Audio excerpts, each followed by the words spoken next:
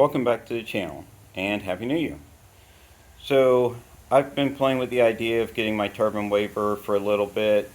Thought, hey, if the right deal came along and I thought I could work it out of my budget, then I would get my turbine waiver. Not so much into jets, but I'd like to have my turbine waiver. So this deal came along and I thought, well, that's kind of the deal if I'm going to do it. So thank you, Tony, for giving me a good deal on the jet. So this jet was actually picked up by Tony. He was going to get his turbine waiver using this jet, and he decided to go a different route. So he's picking up a different jet to do his turbine waiver. So he sold this one to me at a really good deal. This one's going to need some work to get it in the air. So it's had plenty of hours on it. It's got some wear and tear on the covering. The story behind the motor on this guy is that it's got 25 hours on it. So it's been sent back to JetCat and it's been refreshed at the 25-hour mark. And I think it's got another couple hours on it. So I haven't had a chance to get the ground system cranked up to see how many hours are actually on the motor. But it should be good. It's been refreshed. But yes, so some of the covering here is coming off. So she's had plenty of hours in the air. So I like the fact that it's a proven airframe. That part will be kind of set my mind at ease type of thing without having to worry about being a new airframe fully set up. So that part's good, but I'm going to have to take this motor out, all the components, get everything cleaned up, and make sure it cranks. So when my buddy Tony got this, he never cranked it up, and he's had it for a year.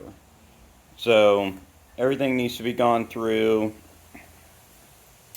Some of the hoses, like for the propane start, yeah, here it is. It's broken off back here. The hoses have gotten brittle over time. So the propane start goes into here. It does have a smoke system on it. That'll probably get reworked and cleaned up also. So this one's going to have some work to it to get it up and running. I am not happy with the cluster mess that's up here. So we're going to get that cleaned up and easier to work on at the field. But everything seems to be here. Tony had bought a brand new battery just like 2 weeks ago. So that just came in. So he gave me a new battery with the jet. I bought new receiver batteries. So those will be fresh going in. It does have a power safe receiver, so I did get 2 batteries to run the receiver and all the servos. It has pneumatic gear and brakes. So I'll have to go through, make sure all the airlines are still good.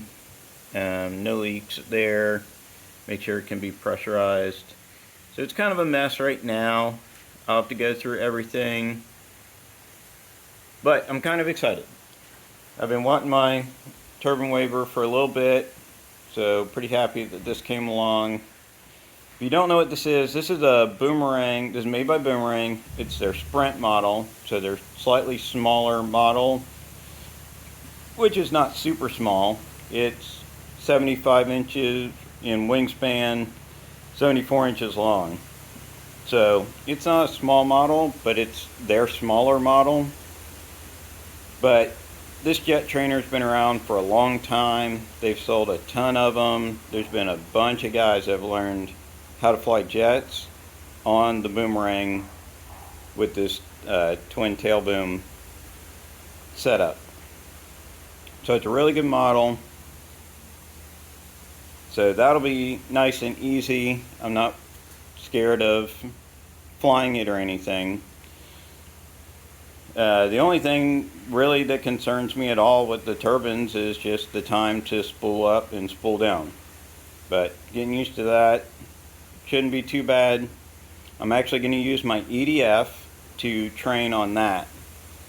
So I talked to another friend of mine that does a lot with turbines, and he gave me some advice to delay the throttle 12 seconds throttling up and 6 seconds throttling down to kind of mimic a turbine.